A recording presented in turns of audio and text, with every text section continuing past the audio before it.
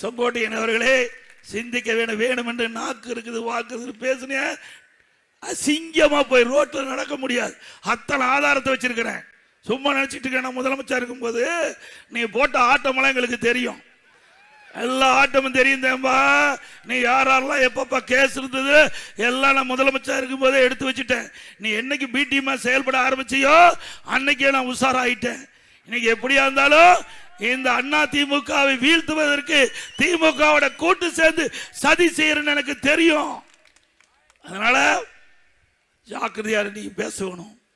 ஆனா ஆட்சி மாறும், காட்சி மாறும்.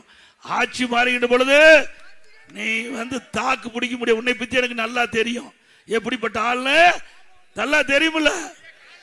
எங்காச்சும் சவுண்ட் கொடுத்து பேசினா கிட்ட கூட போக மாட்டார், போவாரா? ஏய், நான் அண்ணா திமுகவில் என்னுடைய ஏரியாவில் இப்போ கூட நாடாளுமன்றத்தில் 45,000 ஓட்டு கூடுதலாக வாங்கியிருக்கிறேன். 10வது முறை நிற்கிறேன்.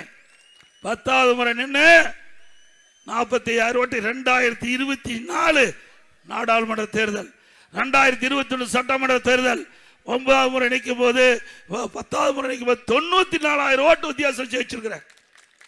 இப்ப நடக்கிற தேர்தல் 1 லட்சம் ஓட்டுல ஜெயிப்பேன். உன்னால சவால் விட முடியுமா?